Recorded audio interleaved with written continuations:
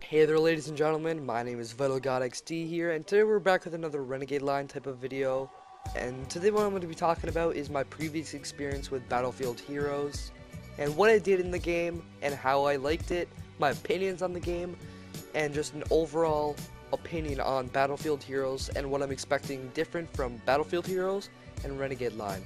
Okay guys, I've gathered a couple points regarding Battlefield Heroes and Renegade Line as a whole, and the difference between them, and I'll just go through them and talk about what I believe the difference will be, and what Battlefield Heroes lacked, and what Renegade Line will get, or what will lack, etc, etc. Hopefully you guys know where I'm coming from with this. But the first thing, the most important thing, the most controversial that most people know about is the pay-to-win system in Battlefield Heroes.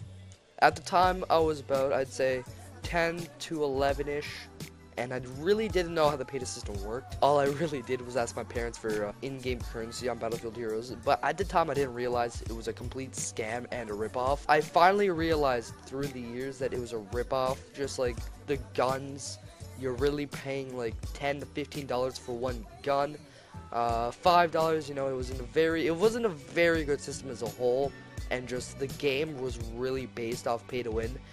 In the beginning of Battlefield Heroes, the game wasn't pay to win, and the game was awesome. At first, the game was kind of slow, but then it got good, and then it went slow again.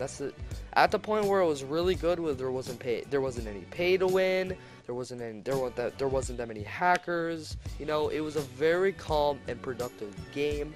But then the game went downhill, and then it just kept going downhill, and they had to shut it down. Because the only real way they were gonna make money was from the pay to win system.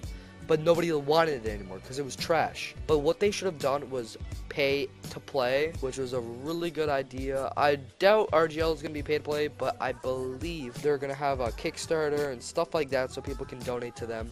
I believe they are going to have some sort of like system. You will be able to buy stuff in game, obviously, so they can make some sort of profit. However, I believe that it won't be pay to win as Battlefield Heroes was. I'm told that it's just going to be skins like CSGO in RGL, and not an actual developed gun. Like the laser beam in Battlefield Heroes was so overpowered.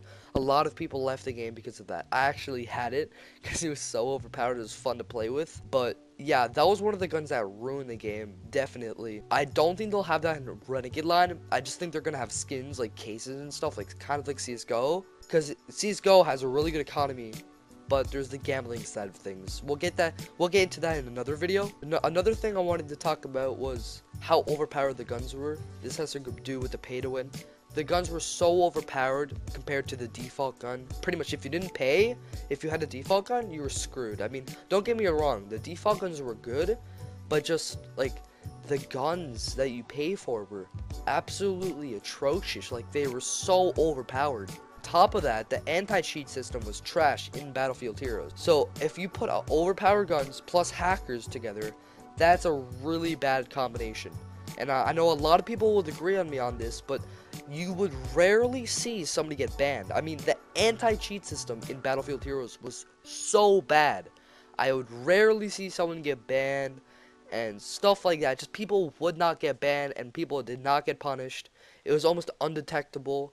It was just so bad for the game, and just people ruined the game that way. Hopefully this doesn't happen with RGL. Hopefully they have a good anti-cheat system. They probably will, because let's just hope they do. Now, I did kind of start playing Battlefield Heroes in the early stages of the game. I didn't really start it right at the beginning, but I didn't also start it at the end. I was kind of like closer to the beginning, you know, kind of in the middle there, you know what I mean? But I quickly found out that in a couple months of playing the game, that it was really repetitive. I mean, there was only really, I'd say, 2 actual game modes that were interesting. Now, don't get me wrong, I don't honestly remember that much from Battlefield Heroes from back when I was a kid, because I played it when I was a kid. That was 2 or 3 years ago, honestly. I didn't really play it since then. The last time I played it was a couple months before the ending of it, like they closed it down. But yeah, I don't remember as much as I did before, but I remember that the game was really repetitive. It was kind of like the same thing over and over again. You know, you fight people and keep capturing points, etc., etc. But hopefully with the implementation of competitive and Renegade Line, which Battlefield heroes lacked. There'll be a competitive aspect to the game. People will actually try and don't throw and hack. Competitive makes people stop hacking, makes people try harder, and it also brings toxic to the community, which hopefully does not happen. But I believe that this competitive aspect to the game will greatly benefit Renegade Line. Now, there isn't really much else that needs to be said.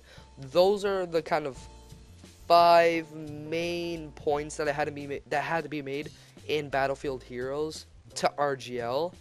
If you think anything else I should be talking about, just let me know in the comments below. I really appreciate it, guys. Remember to leave a like if you enjoyed the video, and I'll see you guys later. Peace.